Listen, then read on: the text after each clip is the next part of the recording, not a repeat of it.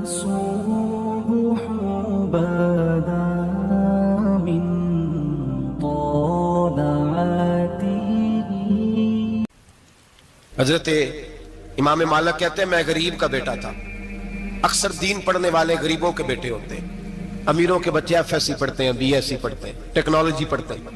غریبوں کے بچے دین پڑھتے ہیں اور پھر امیروں کو ممبریاں ملتی ہیں. غریبوں کے بچوں کو اللہ ممبر عطا فرماتا ہے, مصلی رسول اللہ دیتا ہے. حضرت سیدنا امام ابو مالک فرماتے ہیں میں غریب کا بیٹا تھا اور میری 6-7 بہنیں, میں اکیلا بھائی تھا. آپ فرماتے ہیں میرے ابا جی فوت ہو گئے. میری امی پکڑ کے مجھے ایک دھوبی کی دکان پہ لے گئی, کہنے لگی اسے کپڑے دھونے کا طریقہ بتا دے, سلیقہ سمجھا دے, یہ بھی ایک چھوٹی سی لانڈری کی دکان کھول لے گا, میری بیٹیوں کا پیٹ پالے گا. دھوبی کہنے لگا ٹھیک ہے, میں 2-3 درہم بھی دوں گا مہینے کے, اور جب کام سیکھ جائے گا تو تنخواہ بڑھ جائے گی. امام ابو مالک رحمت اللہ علیہ فرماتے ہیں میں بہنوں کے لیے روزی کمانے نکلا, میں بیوہ ماں کے سر پہ بوجھ اتارنے کے لیے نکلا, میں غربت کے عالم میں نکلا. رستے میں امام اعظم کا مدرسہ تھا. فرماتے میں وہاں چمکتے چہرے دیکھتا, لیکن اپنی غربت کو دیکھ کے میں آگے بڑھ جاتا, پریشان ہوتا کہ میں کیسے علم حاصل کروں گا. آپ فرماتے ہیں امام صاحب مجھے اکثر دیکھتے. ایک دن امام اعظم باہر نکلے, مجھے کھڑے ہوئے دیکھا تو قریب بلایا, سینے سے لگایا, ماتھا چوما. کیا نام ہے؟ میں نے کہا ابو مالک میرا نام ہے. کہا تمہیں پڑھنے کا شوق ہے؟ کہا بڑا شوق ہے. کہنے لگے چل آجا پڑھا کر, آجا مدرسے میں پڑھا کر. کہتے میں سارا دن وہاں پڑھتا, گھر سے کام کرنے آتا, سارا دن امام اعظم کے پاس پڑھتا رہتا. مہینہ آیا تو میری اماں کہنے لگی تنخواہ لاؤ. میں نے کہا امی جی تنخواہ تو وہ دے گا جو ڈیوٹی پہ جاتا ہو, میں تو پڑھنے جاتا ہوں. کہتے اماں گھر سے نکلی اور بڑے غصے کے ساتھ نکلی, کہنے لگی مولوی نے میرا بچہ خراب کر دیا, میرا بچہ خراب کر دیا. میں کام پہ بھیجتی تھی, اس نے کس چکر میں ڈال دیا, مسلوں سے بھی کبھی پیٹ بھرا ہے, کام بھی تو کرنے چاہیے نا. کہتے امام اعظم کے سامنے کھڑی ہوئی. امام صاحب بڑے امیر کبیر آدمی, اربوں خربوں پتی, اور پھر اتنے بڑے عالم فقیر, سارا بغداد, سارا کوفہ, سارا مصر سلوٹ کرتا ہے. بی بی آئی اور تیل جملے, عورتوں کا طریقہ ہوتا ہے. کہنے لگی مولوی تیری سفید داڑھی, تیرا اتنا نام, تجھے خیال ہی نہیں آیا میں بیوہ عورت ہوں, تو نے میرا بچہ خراب کر ڈالا, میری یتیم بچیاں روٹی کہاں سے کھائیں گی, مسلوں سے بھی کبھی پیٹ بھرا ہے. کہتی اتنے سخت جملے کہے پر قربان جاؤ امام اعظم سنتے رہے اور مسکراتے رہے. کہنے لگے میری غلطی ہے, میری غلطی ہے, میری غلطی ہے, بی بی بھول گیا تھا, غلطی ہو گئی. بی بی کہتے تیری امام صاحب سنتے رہے. جب غصہ اتر گیا تو کہنے لگے اماں تیرا غصہ اتر گیا ہے؟ اتر گیا ہے. کہنے لگے تیرا بیٹا بڑا نیک ہے, تیرا بیٹا بڑا لائق ہے, تو اسے پڑھنے دے. کہنے لگے چپ کر دے مولوی, یہ پڑھے گا تو میں روٹی کہاں سے کھاؤں گی. امام صاحب کہنے لگے مجھے بتائے گی تیرے گھر کا خرچہ کتنا ہے. اس نے ایک لفظ پہ 3 دینار کا, ایک روایت ایسی بھی لکھی ہے بزرگوں نے, کہنے لگی 40 درہم ہے. اور اماں کہتی میں نے جان بوجھ کے زیادہ بتائے, حالانکہ میں کناب کا خرچہ کرتی تھی, لیکن جب کھلا ڈلا کرے تو وہ والا خرچہ بتایا. میں نے کہا 40 درہم خرچہ ہے, تو دے گا؟ تو کہتے امام اعظم کہنے لگے اماں تجھے لینے نہیں آنا پڑے گا, پہلی سے پہلے تیرے گھر میں پہنچ جایا کریں گے, یکم سے پہلے آئیں گے. او بھائیو کہاں استاد ملتے ہیں, کہاں استاد ملتے ہیں, کہاں وہ لوگ ملتے ہیں جو دعائیں مانگتے, التجائے کرتے, پیار کرتے. گزر گیا وہ دور, اب تو سوٹ لینے کا دور ہے, مٹھائیاں لینے کا دور ہے, ہاتھ ڈلوانے کا دور آیا ہے. اب کون پوچھتا ہے, اب تو پوچھتے ہیں تو میرے لیے کیا لایا ہے. حضرت سیدنا امام اعظم ابو حنیفہ رحمت اللہ علیہ 1 دن نہیں, 2 دن نہیں, 4 دن نہیں, 5 مہینے نہیں, 20 سال تک, کہنا آسان, بولنا آسان, سننا آسان, 20 سال تک امام ابو مالک کے گھر میں خرچہ دیتے رہے, وہ پڑھتے رہے. اماں کہنے لگی تو میرے بیٹے کو لگا تو لیا ہے تو پڑھ کے بنے گا کیا. حضرت امام اعظم فرمانے لگے بادشاہوں کے تخت پر بیٹھ کر بادشاہوں کے ساتھ کھانے کھایا کرے گا, ان کے ساتھ بیٹھ کے حلوہ کھائے گا, وقت آئے گا وہ دیکھے گی. کہتے ہیں میرے امام انتقال کر گئے, وقت بیت گیا. ہارون رشید نے مجھے بلایا بغداد میں اور کہا میں آپ کو چیف جسٹس بنانے لگا ہوں. کہتے ہیں میں خوشی سے سجدے کرنے لگا, میں چیف جسٹس بنا. میں نے اپنی اماں کو خط لکھا کہ اماں بغداد آ جا, تیرے بیٹے کو اللہ نے بڑی شان عطا کر دی ہے. فرماتے ہیں ہارون رشید کی بیوی بڑی اولیاء کی, علماء کی بڑی فرما بردار تھی, محبت کرنے والی تھی. اس نے حلوہ بنا کے بھیجا, کھانا بنا کے بھیجا. ہارون رشید تخت پہ بیٹھ کے کھانے لگا تو کہنے لگا امام صاحب آپ بھی یہیں آ جائیں میرے ساتھ. کہتے ایک کونے میں وہ بیٹھ گیا, ایک میں بیٹھ گیا, بیچ میں کھانا رکھ لیا. اتنی دیر میں میری اماں بھی پہنچ گئی. 2 لقمے کھائے تھے کہ اماں آ گئی. جب اماں نے مجھے تخت پہ بیٹھے دیکھا, ایک یتیم, ایک لوارث, ایک بن باپ کا بچہ, وہ کل تک جو بہنوں کے لیے 4 دینار نہیں لا سکتا تھا، تخت پہ بیٹھ کے جب روٹی کھاتے دیکھا تو اماں تڑپ گئی، روئی، چیخیں ماری۔ میں نے کہا اماں کیا ہوا؟ کہنے لگی بیٹا مجھے تیرا استاد یاد آ گیا ہے، اس نے کئی سال پہلے کہا تھا اسے دین کا علم پڑھنے دے، اسے فقیہ بننے دے، یہ بہت آگے جائے گا۔ دیکھ آج اللہ نے تجھے کتنی شان عطا کی ہے۔ کہا بیٹا یہ کمال تیرا نہیں، یہ امام اعظم ابو حنیفہ کا کمال ہے، یہ ان کا کمال ہے جنہوں نے تمہیں یہاں تک پہنچایا۔ میرے بھائی اپنی پوری زندگی حضرت امام اعظم ابو حنیفہ نے۔ آج تو اساتذہ کرام، اساتذہ مجھ سے ایک ٹیچر کہنے لگے حضرت جی دل نہیں لگتا، بے سکونی سی ہے، کچھ بتلائیں۔ تو میں نے کہا کلاس میں کوئی یتیم بچہ ڈھونڈ لیں، کوئی لاوارث بچہ ڈھونڈیں، اس کی وردی اپنے ذمہ لے لیں، کتابیں اپنے ذمہ لے لیں، اس کا خرچہ اپنے ذمہ لے لیں، روز جیب میں ٹافیاں ڈال کے جایا کرے کہ غریب کو دینی ہے۔ پر میں 2 مہینے یہ والا وظیفہ بھی پڑھ کے دیکھے، اللہ آپ کو سکون عطا کرے گا۔ یہ بھی کہنے لگے بڑی ٹھنڈک ہوئی ہے، بڑا سکون ملا ہے، بڑی تابعداری۔ میں نے کہا آپ لفظوں سے سکون چاہتے ہیں، وہ لوگ خدمت کر کے سکون لیتے تھے۔ کوفے کا ایک امیر آدمی تھا، پھر غریب ہو گیا۔ غریب، غربت بڑی پریشانی ہے، بڑی پریشانی، بڑی آزمائش۔ غریب بیوقوف اس لیے ہوتا ہے کہ اس کی جیب میں پیسے نہیں ہوتے۔ غریب مجبور اس لیے ہوتا ہے کہ اس کے پاس ہوتا کچھ نہیں نا، تو ساری آزمائشیں کٹھی آ جاتی۔ غریب آدمی تھا، محنت مزدوری کرتا لیکن پوری نہ ہوتی۔ وہ کہتا ایک دن گلی میں ککڑی بیچنے والا آیا، تو میری ایک بیٹی تھی چھوٹی سی، باقی بچے بڑے تھے، چھوٹی ضد کرنے لگی، کہنے لگی ککڑی کھانی ہے، ککڑی۔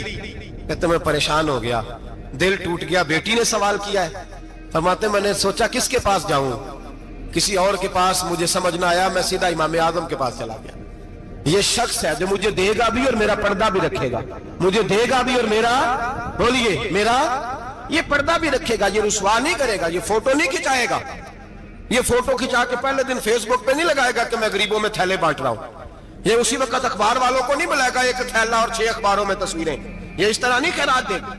حضرت امام اعظم کے پاس گیا تو فرماتے رش بہت زیادہ تھا، میں امام صاحب سے بات ہی نہ کر سکا، واپس آ گیا۔ امام صاحب نے بندہ بھیجا، فرمایا پتہ کر یہ بندہ کسی ضرورت کے لیے آیا تھا، رش کی وجہ سے بات نہیں کر پایا۔ کہتے واپس میرے پیچھے بندہ بھیجا، وہ میرے گھر تک آیا، گھر آ کے اس کو حالات کا پتہ چل گیا، واپس گیا۔ کہتے ہیں 3 تھیلیاں اشرفیوں کی بھر کے امام اعظم لائے اور خود آئے اور رات کے اندھیرے میں آئے اور مجھے تھیلیاں دے کے نا تو میرے آگے ہاتھ باندھ دیے۔ میں نے کہا حضور ہاتھ کیوں باندھتے ہیں؟ آپ فرمانے لگے یار دکھ اس بات کا ہے کہ تو میرا پڑوسی تھا اور تیری غربت کا مجھے پتہ ہی نہیں چلا، تو میرے علاقے کا تھا اور میں نے سوچا ہی نہیں، میرا اپنا تھا مجھے خیال ہی نہیں آیا۔ فرمایا معاف کر دے، میری شکایت نہ کرنا کہ یہ میری طرف توجہ نہیں کرتا۔ علم بھی تھا، عمل کا نور بھی تھا، تقوی کا حسن بھی تھا، غریب کی مدد کا جذبہ بھی تھا۔ آج لوگوں پر مال کا فتنہ سوار ہوتا ہے، سب پر نہیں لیکن زیادہ لوگوں پر۔ جیسے جیسے مال آتا جاتا ہے ویسے ویسے عقل بھی آتی جاتی ہے، ویسے ویسے سیانے بھی ہوتے جاتے ہیں۔ کہتے ہیں وہ بھی کمائے وہ بھی کرے، میں تو ٹیکنیکلی بڑا ہوں، میں عقل مندی، میں بڑی نہ بہن کی فکر رہتی ہے، نہ بھانجوں کی فکر رہتی ہے، نہ رشتہ دار کی فکر رہتی ہے، نہ دائیں بائیں کچھ دیکھتے ہیں۔ لوگ جیسے جیسے پاورفل ہوتے جاتے ہٹتے جاتے، کٹتے جاتے، امیروں سے گرانے لگتے جاتے، آگے کی طرف دیکھتے جاتے۔ امام اعظم ابو حنیفہ رحمت اللہ علیہ نے ساری زندگی پیار کیا، محبت بانٹی، علم، فقاہت، تقوی، روشنی۔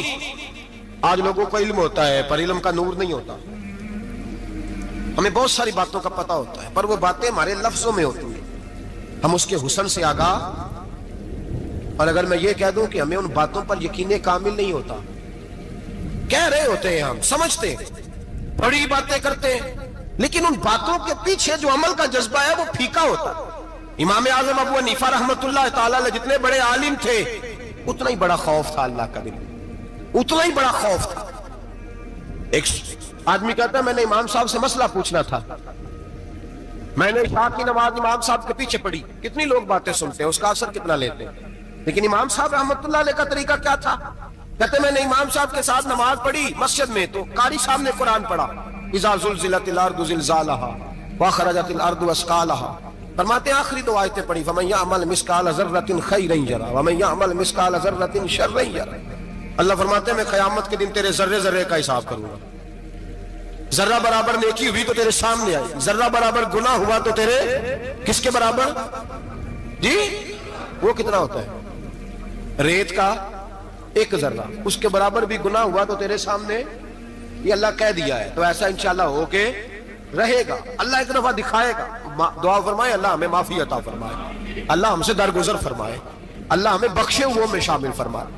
یہ آیت امام صاحب نے سنی تو کہتے ہیں میں نمازی سارے چلے گئے تو امام صاحب بیٹھے اور یوں نہ اپنی داڑھی پکڑ لی, چراغ ٹمٹما رہا, کہتے ہیں داڑھی پکڑ لی اور امام صاحب بیٹھے. میں نے کہا کہ کسی محویت کے عالم میں ہے, سوچ میں, چلے میں تھوڑی دیر میں آتا ہوں. کہتے ہیں میں 2 گھنٹے کے بعد آیا تو امام صاحب ایسے بیٹھے داڑھی پکڑی ہوئی. میں نے کہا ٹھہر کے آتا ہوں.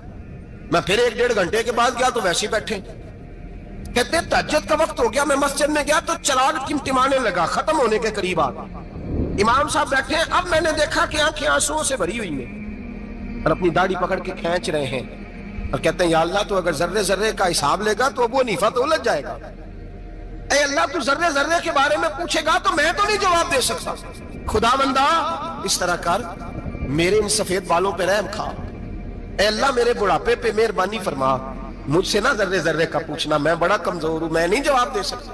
مولا مجھ سے درگزر والا معاملہ کر. کہتے تڑپ رہے امام صاحب. فجر کی اذان ہوئی تو امام صاحب نے دائیں بائیں دیکھا, میں پیچھے کھڑا تھا. میں نے کہا حضور ساری رات ہی گزر گئی, آپ ایک آیت سن کے پریشان رہے اور میں روزانہ 20 تقریریں سنتا ہوں, درجنوں حدیثیں سنتا ہوں, مجھے تو اثر نہیں ہوتا.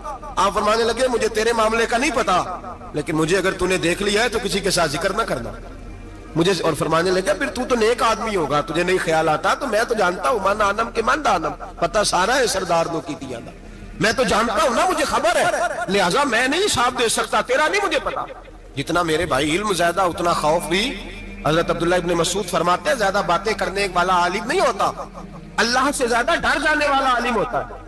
جو آدمی لمبی چوڑی گفتگو کرے وہ فقیہ نہیں, وہ اللہ سے ڈرنے والا نہیں, بلکہ جس کو وہ بات کرے تو تھوڑی کرے, ڈر کے کرے, خوف کے ساتھ کرے. اللہ کی خشیت جس کے دل میں ہو وہ بڑا عالم ہوتا ہے. حضرت امام اعظم ابو حنیفہ رحمت اللہ علیہ مالدار تھے اور اپنے مال میں سے حصے نکالتے تھے. امام صاحب فرمایا کرتے تھے میں نے چند 1000 درہم رکھ دیے. حضور کس لیے؟ فرمایا لوگوں کو قرضہ دینے کے لیے. نبی پاک صلی اللہ علیہ وسلم نے فرمایا قرضہ لینے والے کو منع کیا ہے, فرمایا قرضہ ایک قید ہے, بغیر مجبوری کے نہ لینا. اب لینے والے بھی احتیاط نہیں کرتے, فٹافٹ قرضے کے پیچھے بھاگتے. بڑی مجبوری ہو تو قرضہ لیں, فرمایا مقروض قیدی ہوتا ہے, قرضہ لینے سے بچو. اور دینے والے کو کیا کہا؟ فرمایا اگر سامنے والا تنگ دست ہو نا, تنگ دست, تو اسے مہلت دو. جتنی تم مہلت دو گے اللہ اتنے پیسے روز صدقہ کرنے کا ثواب عطا فرمائے گا. اگر تنگ. ایک صاحب مجھے کہنے لگے, میں نے رمضان شریف میں نا قرضے کے حوالے سے یا کچھ عرصہ پہلے کسی موقع پر قرض کے حوالے سے کو بات کی. ایک صاحب مجھے کہنے لگے حضرت صاحب یہ تو کسی کو لینا ہوئے نا 20,000 تو انہوں ترا کے لئی دے, تو جی 20 کروڑ لینا ہوئے تو پھر نہیں ترایا جانا. میں نے کہا کیوں؟ کہنے لگے 20,000 والا بندہ ماڑا ہوتا ہے نا, جہاں 20 کروڑ کھا گیا وڈی مگرمچھ ہوتا ہے, انہوں ترایا جا سکتا, وہ دے کے بندے ترلے ہی کر دے, چل بھائی کیویں دے سکنا ہے. وہ جو 20,000 والا نا ماڑا بندہ کہنے تو دینے نے کہ تیرا بندوبست کریے, کہنے چوری صاحب جمعرات لے آؤ کسی طریقے. جمعرات ماڑا ہے نا. نبی پاک نے کیا فرمایا؟ حضور نے فرمایا تجھے پتہ چل جائے کہ تنگ دست ہے تو مہلت دے, جتنے دن تو اس سے پیسے نہیں لے گا اتنے پیسے روز صدقہ کرنے کا ثواب دیا جائے. اب لوگ جو تگڑی موٹے مگرمچھ ہیں ان کو مہلت دیتے ہیں, وہ کہتے ہیں جا جتھو لب دے نہیں لے, پھر کہتے ہیں نہیں آپ بتائیں آپ کیسے دے سکتے. اور ماڑا بندہ انہیں 2,000 دینا ہے دکان کا, اس کو دکاندار کہتا ہے کل سائیکل لے کے تب گزرنا, میرے آگے سے اگر پیسے دینے ہیں تو میں نے سائیکل رکھ لینا. ڈرنا چاہیے اللہ پاک, ہمیں پتہ ہوتا ہے سامنے والا غریب ہے, تنگ دست ہے, مجبور ہے, مہلت دینی. امام صاحب کہتے ہیں میں نے کچھ پیسے رکھے ہوئے تھے, پس منظر یہ تھا کہ غریب لوگ آتے ہیں تو میں ان کی مدد کروں گا. امام اعظم ابو حنیفہ نے ایک بندے سے پیسے لینے تھے اور حال یہ تھا کہ آپ دھوپ میں کھڑے تھے, ساتھ اس بندے کا مکان تھا. لوگوں نے کہا حضرت دیوار کے سائے میں ہو جائے. فرمانے لگے اس سے پیسے لینے ہیں, اگر سائے میں کھڑا ہوا تو سود میں شمار ہو جائے گا, میں اس سے فائدہ نہیں لے سکتا. ایک بندے سے قرضہ لینا تھا, وہ آپ کو دیکھ کے گلی اور دوسری گلی میں چلا گیا, رستہ بدل گیا اور چھپ گیا. امام صاحب رونے لگے, کہنے لگے اے اللہ میں اتنا برا ہو گیا ہوں کہ تیرے بندے مجھ سے چھپنے لگے, اس کو ڈھونڈ کے لائے, کیوں چھپتا ہے؟ کہ حضور آپ کے پیسے دینے ہیں. آپ نے فرمایا جا میں نے اللہ کی رضا کے لیے معاف کیے, آج کے بعد چھپنا نہ, اس لیے میں نہیں چاہتا کہ تجھے کوفت ہو, تو میری طرف دیکھ کے چھپنے لگا ہے, میری طرف دیکھ کے. غریب تو بھائی گلیوں میں گھستے پھرتے ہیں کہ کوئی بندہ مل نہ جائے. مقروض آدمی پتہ اس وقت چلتا ہے جب خودکشی کر گیا, پتہ اس وقت چلتا ہے پھر لوگ آتے ہیں اس کے بچوں کو کہتے ہیں فکر نہ کرنا ہم تیرے ساتھ ہیں, اس کے ساتھ ہونا تھا, ان کا سایہ بچ جاتا. اب آئے ہو इमाम आजम अबू हनीफा रहमतुल्लाह ताला अलैह लोगों को सहूलत देते, आसानी देते, प्यार करते, मोहब्बत करते। हम लोगों का मिजाज ऐसा नहीं है, हमारे इखलाकियात के अंदर वो हुस्न नहीं जो हमारे बुजुर्ग हमें दे के गए। और फिर छोटी छोटी बातों में हुकूकुल इबाद का ख्याल करते, छोटी छोटी बातों। हम तो गाली दे के भी कहते हैं ना, चल क्या हो गया, गाली दी है ना। मैंने देखा है साइकिल वाले की टक्कर अगर पजारो वाले के साथ हो जाए तो माफी साइकिल वाले ने मांगनी है, क्योंकि वो साइकिल पे बैठा है ना, उसकी गलती ये है कि वो साइकिल पे बैठा है। माफी साइकिल वाले ने मांगनी है, पजारो वाला नहीं मांगेगा। हो सकता है साइकिल वाला उठ के कहे जनाब मुझसे गलती हो गई, मुझे पता ही नहीं था कि आप थे, वरना मैं आपके आगे ना आता। साइकिल वाला मजबूर है क्योंकि उसके पास पजारो नहीं, और पजारो वाला तो शीशा नहीं नीचे करता, कहता धूप आएगी, गाड़ी बड़ी मुश्किल से ठंडी की है। नीचे उतर के मुलाजिम कहता है इसको पूछो अगर कोई 200-400 का नुकसान हुआ तो 500 दे दो। मिजाज है इमाम आजम अबू हनीफा रहमतुल्लाह अलैह आलिम, हुकूकुल इबाद का छोटी छोटी। आपके शागिर्दों में से किसी के चेहरे पर शिकन आता तो 20 बार पूछते कोई परेशानी है मेरे बेटे को, क्या हो गया। सारी जिंदगी सायादार शजर की तरह गुजारी, सारी जिंदगी शागिर्दों पर, मुरीदों पर मोहब्बत का सायबान रहा, ठंडी छांव रही इमाम साहब की। इमाम आजम अबू हनीफा रहमतुल्लाह ताला अलैह गली से गुजर रहे थे, लकड़ी के जूते पहना करते थे, खड़ाओ। एक नौजवान बच्चे के पैर पे पैर आ गया तो कहने लगा इमाम अल्लाह से डर जा। ये लफ्ज गए तो इमाम साहब की चीख ही निकल गई। कई घंटे बेहोश रहे। लोगों ने कहा हुजूर क्या हुआ, फरमाने लगे तुमने सुना नहीं, छोटे छोटे जवान भी कहते हैं कि अबू हनीफा अल्लाह से नहीं डरता, अल्लाह की मखलूक कहती है नहीं डरता। अगर ये कह रहे हैं तो मेरा क्या बनेगा। कई दिन रोते गुजर गए। लोग उस बच्चे को लाए, आगे कहने लगा हुजूर आप तो परेशान हो गए, मैंने तो मुहावरतन कहा था, मुहावरतन कहा था कि आप अल्लाह से नहीं डरते। फरमाने लगे बेटे मुझे मुहावरों का नहीं पता, जब रब के खौफ का नाम आता है तो जुमले सीधे मेरे दिल से जाके टकराते, सीधे दिल से जाके टकराते। गली से गुजर रहे, लकड़ी के जूते पहने, खड़ाओ, बारिश है, कीचड़ है, एक दीवार के करीब से गुजरे तो थोड़ा सा कीचड़ उड़ के ना तो दीवार पे पड़ गया। यहाँ ट्राली वाला सारी दीवार तोड़ जाता है और कहता है चलो मैंने कौन सा जानबूझ के किया है। यहाँ लोगों का घर तोड़ जाते हैं, कहते हैं चलो बताओ कितना खर्चा आया था। फौरी तौर पे लोग मानने को तैयार ही नहीं। इमाम साहब के पैरों से, ये बारीकी समझे, ये हुकूकुल बात का मसला है, जो जानने वाले होते थे उनका ये तर्ज जिंदगी था। कीचड़ उड़ा पैरों से और एक आदमी की दीवार पे पड़ गया। इमाम साहब खड़े हैं, सोच रहे करूं तो क्या करूं। शागिर्द साहब हजरत जी क्या परेशानी है। आप फरमाने लगे मैंने उसकी दीवार गंदी कर दी है, साफ ना करूं तो भी जुल्म है, और अगर साफ करूं तो दीवार कच्ची है, जब साफ करूंगा तो कुछ मिट्टी उतर जाएगी, तो किसी के घर की मिट्टी उतारना यह भी जुल्म है। अब मैं दो परेशानियों में उलझ गया हूं, किधर जाऊं। कहा हजरत जी फिर। फरमाया इसके दरवाजे पर दस्तक दो। दरवाजे पर दस्तक दी तो जो बंदा बाहर आया वो मजूसी था, आग की पूजा करने वाला था। इमाम साहब कहने लगे मुझे जानते हो। कहने लगे हुजूर सारा कूफा जानता है, सारा बगदाद जानता है, सारी दुनिया जानती है आप मुसलमानों के इमाम हैं, लोग जानते। आपने फरमाया यार मुझसे गलती हो गई है। वो क्या। आप फरमाने लगे मैं अपने अंदाज में गुजर रहा था, बूढ़ा आदमी हूं, ख्याल नहीं आया, थोड़ा कीचड़ उड़ के तेरी दीवार पे लग गया है। मेरे भाई ये कुछ फरिश्ते थोड़ी थे, यही जमीन पे बसने वाले लोग, एहतियात वाले लोग थे। हम लोगों ने पता नहीं अपना मिजाज इतना सख्त क्यों बना लिया है। कितने लोगों को लताड़ के, कितनी पगड़ियां उछाल के, कितने हुकूकुल बात जाया करके भी हम उसी तरह के मुतमईन हैं। कहां से तसल्ली लाते हैं हम, कहां से अपने आप को ठंडक देते हैं, कैसे अपने आप को हम सुकून दे लेते हैं किसी को तकलीफ देके। किस तरह सुकून की नींद आती है जब कोई परेशान होता, क्यों हमारा दिल पत्थर हो गया। आला हज़रत फरमाया करते थे जा किसी से जाके इलाज करा, तेरे सीने में जो दिल धड़क रहा है वो सख्त हो गया, जा किसी से जाके इसकी दवाई खा, तुझे ख्याल ही नहीं आता तड़पते लोगों को देखकर, जा जाके इलाज करा, अगर ऐसे ही मर गया तो हालात तेरे हक में अच्छे नहीं होंगे। हजरत इमाम साहब तड़प रहे हैं और उस शख्स के सामने आहोजारी कर रहे हैं जो मजूसी भी है, गरीब भी है, कच्चे घर में रहता है। फरमाया यार बताओ क्या करूं। इमाम साहब बातें कर रहे हैं तो वो आदमी हैरत में खो गया, कभी दीवार देखता, कभी अपना आप देखता, कभी इमाम साहब को देखता, दाएं बाएं देखता, पसीने आने लगे, पता नहीं क्या सोचों का मद्दोजर चलने लगा, कहां बात गई, कहां तक उसकी सोच गई, कहां पलट के आई। कहने लगा इमाम साहब मैं तो चौक में रहता हूं, रोजाना पता नहीं कितनी गाड़ियां मिट्टी बरसा जाती हैं, कभी कोई नहीं आया, आपको क्या हुआ। आप फरमाने लगे मुझे किसी का नहीं पता, मुझे तो मैंने जो कुरान हदीस पढ़ा है मुझे तो डर आ रहा है, मुझे बता तू माफी देता है कि नहीं, तेरी दीवार साफ होगी कि नहीं। कहने लगा हुजूर दीवार को छोड़े, पहले कलमा पढ़ाए, मेरा दिल तो साफ कर दे। कहने लगा इतना मीठा दिल, اتنا پیارا دین, اتنا خوبصورت دین کہ غریب کی دیوار پر کیچڑ لگ جائے اور آپ کو اتنی تکلیف ہو, میں اس دین سے دور کیوں ہوں. یہاں روز یورپ کہتا ہے کہ مسلمان جھوٹی شادیاں کرتے ہیں, دنگا فساد کرتے ہیں, نیشنلٹی لینے کے لیے جھوٹ بولتے ہیں, جانے کس کس قسم کے لوگ پاپڑ بیلتے ہیں, کس کس طرح اپنا ایمان بیچتے ہیں, کیا انداز ہم اختیار کرتے ہیں. ہمارے کردار نے لوگوں کو مذہب اور دین کا باغی بنا دیا. ہمارے بزرگوں کا طریقہ یہ تھا کہ چھوٹی چھوٹی باتوں کا خیال کریں, چھوٹی چھوٹی باتوں کا. بہت بڑے عالم تھے, یہ ساری نیکیاں تو ان کی سماجی تھی, فلاحی تھی, ان کی معاشرت کی نیکیاں تھی, دنیا داری, لیکن جو ان کا باقی کا معاملہ تھا, 4 لوگ ایسے ہیں جو ہمیشہ قرآن پاک ایک رات میں پڑھا کرتے تھے. ان میں پہلا نام حضرت عثمان غنی کا ہے, پورا قرآن پاک. دوسرا مولا علی شیر خدا کا ہے. تیسرا حضرت سعید بن جبیر کا ہے. چوتھے امام اعظم ابو حنیفہ ہیں جو ایک رات میں پورا قرآن پاک پڑھ دیا کرتے ہیں. جس جگہ امام اعظم کی قبر بنی ہوئی ہے نا, اعظمیہ ایک محلہ ہے بغداد کا, اس کا نام ہی اعظمیہ, امام صاحب کے نام ہے. جہاں قبر بنی ہوئی ہے وہاں بیٹھ کے امام اعظم ابو حنیفہ نے 60 مرتبہ قرآن پاک ختم کیا, خود پڑھا, خود فرمایا یہاں میں نے دفن ہونا. اس جگہ 60 قرآن پاک پڑھے. رمضان کا مہینہ آتا تھا تو امام صاحب ایک قرآن پاک دن میں پڑھتے تھے, ایک رات کو پڑھا کرتے تھے, ایک قرآن پاک سنایا کرتے تھے. امام صاحب رحمت اللہ علیہ ساری رات نفل پڑھتے. لوگ کہتے ہیں کہ امام صاحب کی رات نماز کے لیے کھڑے ہوتے تو ایک رکعت میں 15 سپارے پڑھتے, تو لوگ کہتے تھے یہ ابو حنیفہ نہیں, یہ تو کسی نے پلر کھڑا کر دیا, یہ تو کوئی ستون ہے, رکوع ہی نہیں کرتا, پورے 15 سپارے. یہاں تو ابھی تراویح آئیں گی, لوگ پہلے سے کہنے لگ گئے بڑی گرمیوں کے روزے ہیں, بڑی گرمیوں کے روزے ہیں. اور آ تو لینے دے بھائی, پہنچ تو لینے دے رمضان شریف کو. اللہ بڑا مہربان ہے, ہر چیز کو بدلنے پہ قادر ہے.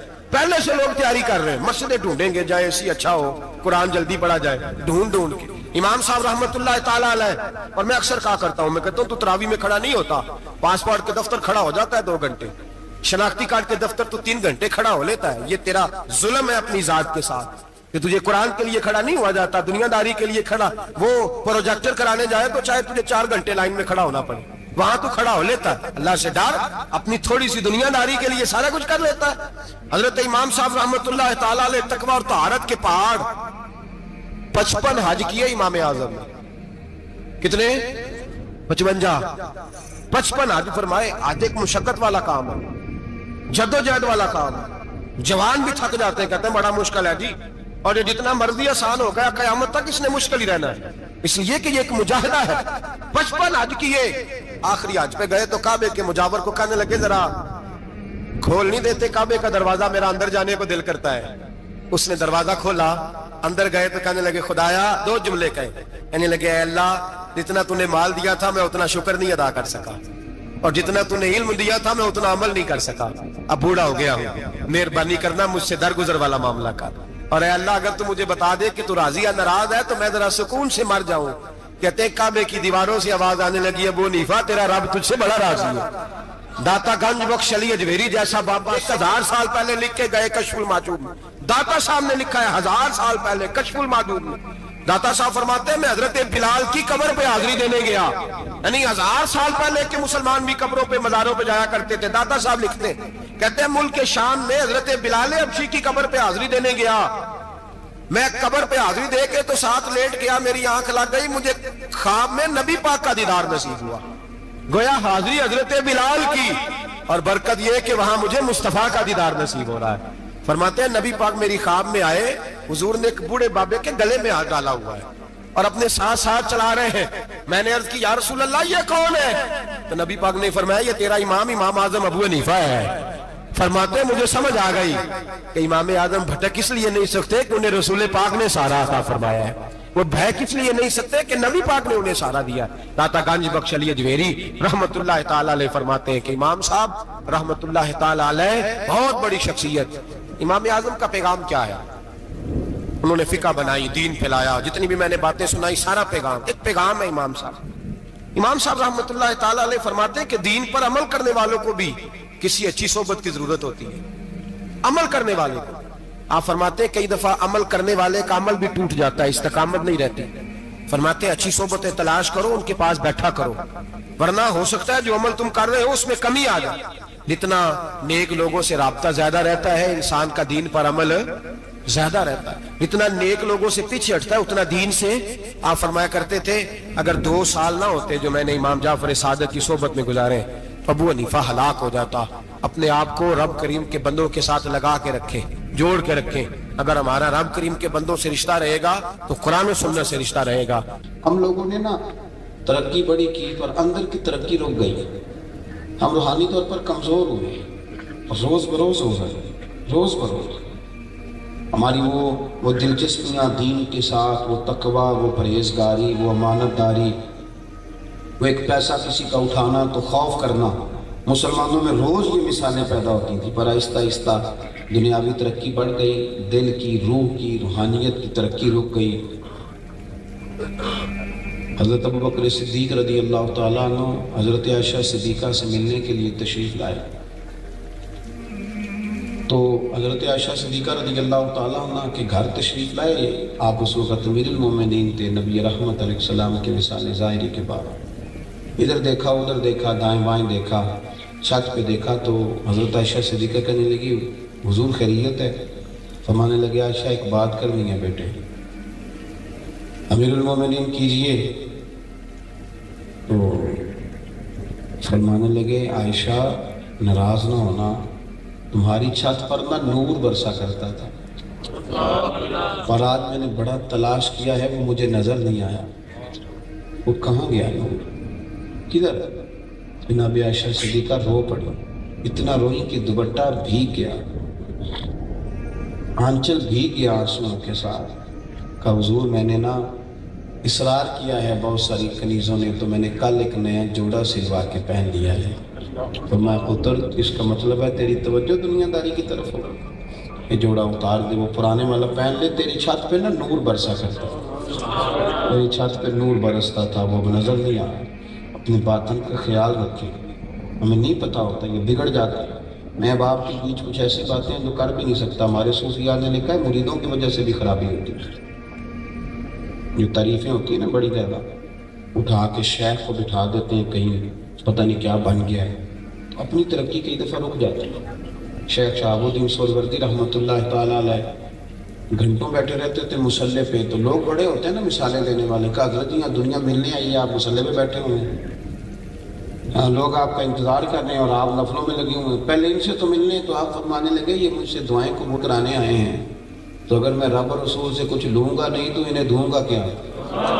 پہلے کچھ لے تو لینے دے, وہاں سے کچھ لوں گا تو یہاں دوں گا. یہ آؤ بھگت, یہ شور شرابے, یہاں بھی روحانیت میں خرابی ہے. اپنا خیال رکھو.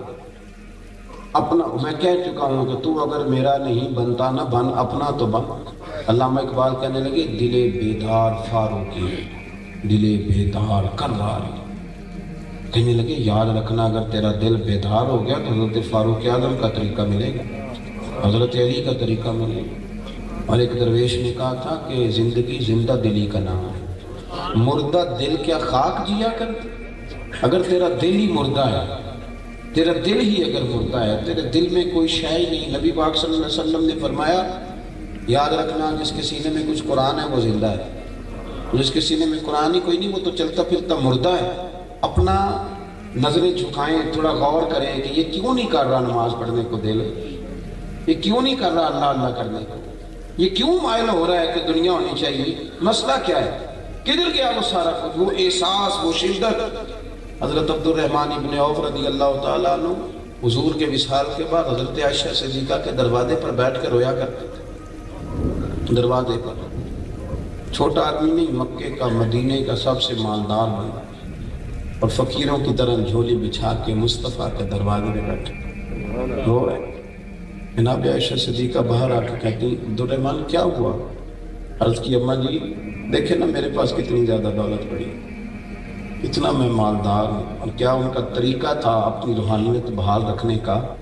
فرمانے لگے امیر حمزہ مجھ سے افضل تھے, پر جب وہ دنیا سے گئے تھے تو ان کے پاس کفن کے کپڑا پورا نہیں تھا.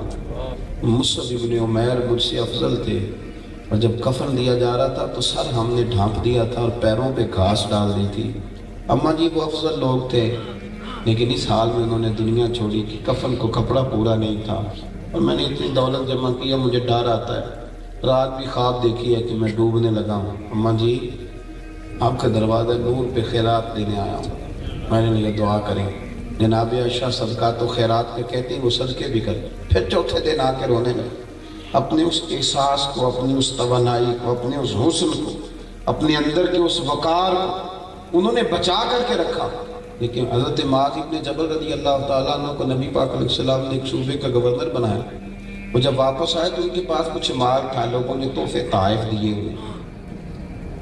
वापस जब आए हुजूर के विसाल ज़ाहिरी के बाद हज़रत उमर फारूक रज़ी अल्लाह तआला अन्हु से मुलाकात हुई। उन्होंने बताया कि मेरे पास कुछ माल है। तो हज़रत उमर फारूक फरमाने लगे, अमीरुल मोमिनीन जनाब अबू बकर को जाके बता दें और उनसे इजाज़त ले लें कि अब ये माल आपका अपना है। तो कहने लगे, उमर ये क्या बात है, लोगों ने मुझे दिया तो मेरा है,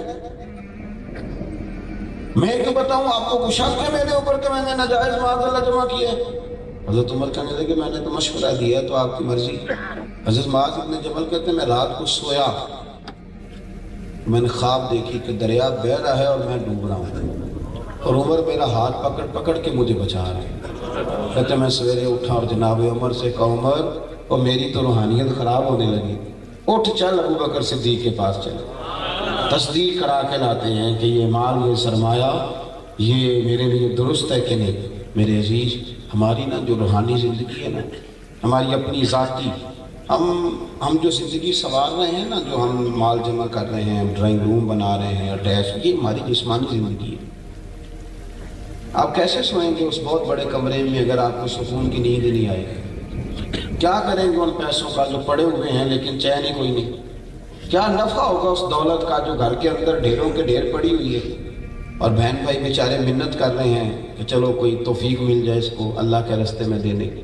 अपनी ज़िंदगी का जायज़ा लें, अपनी रूहानियत को कभी ख़राब ना होने। मैं ना इस मोबाइल को बहुत बड़ी रुकावट समझता हूँ बाबा रूहानी ज़िंदगी के लिए। मैं किस तरह ये बात करूँ कि जिस कौम के हाथों में कुरान होना चाहिए था उसके हाथों में हर वक्त मोबाइल रहता है। ये तबाह कर दिया रूहानी ज़िंदगी को। मुसल्ला बिल्कुल बेआबाद हो गया, अल्लाह अल्लाह के ज़ाविये बिल्कुल ख़त्म हो गए। कोई कैफियत नहीं, कोई जिक्र नहीं, कोई फिक्र नहीं, कोई इबादत नहीं। तवीज़ों वालों का काम ज़्यादा क्यों चल रहा है कि लोग वजीफ़ा तो पढ़ना चाहते नहीं, वो चाहते हैं हमें लिख के दे दिया जाए तो लिख के दे दिया जाता है। अपने बातन पर तवज्जो करें। आप देखें कितने ज़माने बीत गए नमाज नहीं ढंग से पढ़ सके। आप गौर करें कितना वक्त। मुल्ला रूमी रहमतुल्लाह तआला अलैह से एक शख्स ने कहा था कि हज़रत जी माल भी बड़ा, दौलत भी बड़ी है, पर मैं मस्जिद तो नहीं ना जाता। तो फरमाने लगे, जा फिर तौबा कर जाके, मालिक तो नाराज़ है, वो हर शय तुझे दे के कहता है ये ले ले और दफ़ा हो जा, मेरे घर ना आना। वो तो नाराज़ है, जा जाके अपनी अल्लाह अल्लाह ठीक कर। मेहरबानी फरमाएं, अपनी तबीयत पर तवज्जो दें, छोड़ें। आज मैंने और आपने तबलीग की बात नहीं की, आज हमने अपनी बात की है। एक खुदगर्जी करें, मेरे कहने में खुदगर्जी, एक खुदगर्जी करें। ज़रा थोड़ा अपना ध्यान करें, ज़रा थोड़ी अपने ऊपर तवज्जो दें, थोड़ा अपने ऊपर ख्याल करें कि थोड़े थोड़े ज़ख्म कभी किसी के हाथ पैर पे लग जाए तो ज़माना सारा नुस्खे लेके आता है। लेकिन बातन के ज़ख्मों का क्या करें, अंदर की गहराइयों का क्या करें? वो जो अंदर रोज़ बरोज़ घड़ा और खड्डा बढ़ता जा रहा है उसका क्या किया? उसकी मरहम पट्टी का बंदोबस्त करें। अल्लाह अल्लाह में जोर दें। आप यकीन करें कि लोगों की ज़ुबानों पे हर शय जारी होती है, अल्लाह रसूल का नाम नहीं जारी होता। मैं कुछ लोगों की बात सुन के ना तो कांप जाता हूँ। ये हमारे सियासी वर्कर हैं, ये अपने लीडर का नाम लेते हैं तो कायदे जमहूरियत, तो शहीद फलाना, तो पता नहीं क्या क्या लक़ब, और नबी पाक अलैहिस्सलाम का नाम इनसे ढंग से लिए नहीं जाता। आप यकीन करें अड़ जाते हैं। वो बात कहते हुए इनके जुमले टूटते, क्यों? इसलिए कि इन्हें अल्लाह से डरना चाहिए। कि क्या खता हो गई कि जुबान पे नाम तक जारी नहीं होता? अपने अज़कार को, अपने मामलात को, एक बात सुने, एक बुरी नज़र होती है मर्द ने औरत पे डाली और औरत ने मर्द पे डाली। एक बुरी नज़र होती है मर्द ने मर्द पे डाली, अमर्द पर बगैर दाढ़ी के जो लड़का होता है उसको हमारे फुकहा ने अमर्द कहा और हुक्म दिया है कि ऐसे लड़के के साथ अगर किसी शख्स की नज़र ठीक नहीं रहती तो उसके साथ भी वो औकात न गुजारे। हम लोग जो बहुत ज़्यादा दाढ़ी की ताकीद करते हैं तो उसकी बुनियादी वजह यह है कि आपको पता है कि इस पर हुक्म क्या लगता है। बेरिश लड़के का हुक्म क्या है? वही है जो औरत का हुक्म है। उसको देखा किसी ने गलत नज़र से तो वो भी उतना ही मुजरम है जितना उसने किसी लड़की को देखा। ये मसले कैसे बयान किए गए? हालांकि हैं किताबों में। ایک حافظ قرآن تھے اور بڑی تگڑی قسم کی وہ تلاوت کرتے تھے، بڑا خوبصورت قرآن شریف پڑھتے، اچانک بھول گئے، اچانک۔ اور یہ بھی یاد رکھ لیں کہ جس بندے کو اللہ اور اس کے رسول کا نام لیتے ہوئے کہیں کمزوری آئے نا اس کی طبیعت میں، اسے بھی اپنی روحانیت کا علاج کرانا چاہیے۔ اچانک بھول گئے، خواجہ حسن بصری کی بارگاہ میں حاضر ہوئے، عرض کی مہربانہ کرم فرماؤ، میں تو اتنا سونا قرآن پڑھتا تھا کہ کافر پہ روک روک کے سونا کرتا، اور اب میری زبان پہ جاری نہیں ہوتا۔ اب نے فرمایا ہوا کہ آج کی حضور ایک لڑکا گزر رہا تھا، خوبصورت تھا، ذرا دیکھ بیٹھا ہوں۔ آپ فرمانے لگے تجھے شرم نہیں آئی کہ رب نے تجھے پورا قرآن تیرے سینے میں دیا اور تو گند من دیکھتا پھرتا؟ خیال نہیں آیا تھا؟ اتنا اس نے نوازا ہے اور تو دائیں بائیں دیکھتا ہے۔ اس نے کہا حضور پہ حکم کریں، تو آپ فرمانے لگے حرم شریف جا، حرم شریف مسجد نبوی میں عصر کی نماز کے بعد فلاں کونے میں فلاں ستون کے پاس اس طرح کے بزرگ بیٹھے ہوں گے، ان سے دعا کرا، اللہ تیری مشکل کو آسان کرے گا۔ وہ کہتا میں نے سفر کیا، محنت کری، میں وہاں پہنچا، ان بزرگوں کو جا کے اپنا مسئلہ بیان کیا تو وہ کہنے لگے یار تجھے ذرا خیال نہیں آیا، اللہ نے تجھے اتنا نوازا تھا اور تم کن چکروں میں پڑ گیا؟ تو کہتے ہیں کہ میں نے ان سے کہا حضور دعا کر دیں، کہنے لگے وہ تو میں کروں گا ہی، پر پہلے یہ بتا میرے پاس بھیجا کس نے؟ کون تھا جس نے میرے پاس بھیجا؟ تو میں نے کہا خواجہ حسن بصری نے۔ پر میں اچھا وہ میرے پردے کھول کر، میں تو یہاں چھپا بیٹھا، ہم تو نہیں نا پیو چھپے بیٹھے، اب تو میں نے پوسٹر لگوائے ہوئے ہیں، ہر بیماری کا دام کرا ہے، اب کون چھپتا ہے؟ تو چھپنے کا دور نہیں ہے، اب تو دکھایا جاتا ہے۔ کہا میں یہاں چھپا بیٹھا ہوں، میرے پردے کھولیں، اچھا پھر ٹھہر جا، مغرب کے بعد دعا کراؤں گا۔ یہ کہا جی ٹھیک ہے، کہتے میں مغرب تک رکا تو مغرب کی نماز میں نے وہیں پڑھی، تو کہنے لگے جاؤ اس بندے سے سلام لے کے آ۔ اور جب میں اس بندے سے سلام لینے گیا تو وہ حضرت حسن بصری تھے۔ آپ فرمانے لگے تجھے میرے پاس بھیجتا ہے، خود روز مغرب کی نماز یہاں آ کے پڑھتا ہے، تجھے میرے پاس بھیجتا ہے، اور یہاں مغرب کی نماز روز یہاں پڑھتا ہے، اس لیے میرا پردہ کھولنا ہے تو اب میں اس کا بھی پردہ کھولوں گا۔ آپ فرمانے لگے میں نے کہا حضور یہ کیا معمہ ہے خواجہ حسن بصری سے، یہاں کیوں بھیجا؟ تو فرمایا نہیں تیری دعا انہیں کے پاس ہے۔ تو وہ بزرگ فرمانے لگے چونکہ خواجہ صاحب تیرے پاس تھے نا تو انہیں اس طرح دعا نہیں کرانی، ذرا سفر کر کے ہے نا تجھے بھی اہمیت کا پتہ چلا، اب تیرے لیے دعا کرتے ہیں۔ دونوں بزرگوں نے مل کے دعا کی تو اللہ نے میری خطا کو معاف فرما دیا۔ اس لیے اپنی جو باطنی زندگی ہے نا اس پر آپ توجہ دیں، آپ غور کریں کہ کیوں نہیں آخر فارغ جو ہیں تو ہمارا فیس بک چلانے کو جو دل کر رہا ہے تو نفل پڑھنے کو کیوں نہیں کر رہا؟ اس پر آپ غور کریں۔ ہم فارغ بیٹھے ہیں تو ہمارا یہ تو دل کر رہا ہے کہ میں اگر موٹر سائیکل میں بیٹھوں کسی پارک سے ہوں تو یہ کیوں نہیں دل کر رہا کہ سپارہ پڑھ لوں؟ اس پر غور کریں، یہ مقام غور ہے، اور ایسے کھو نہ جائیں، یہ کچھ بھی نہیں ہے۔ آپ کل بیمار ہو جائیں، آپ کے بچے کہیں گے ٹھیک ہے دعا کریں حضرت صاحب اللہ ابا کو پردہ عطا کرے، ختم ہو گئی بات۔ او پہ دیس دیا قبراں جنہ تے پھول پے، ادھروں کوئی نہیں گیا آمدہ، ادھروں لکھاں پہ۔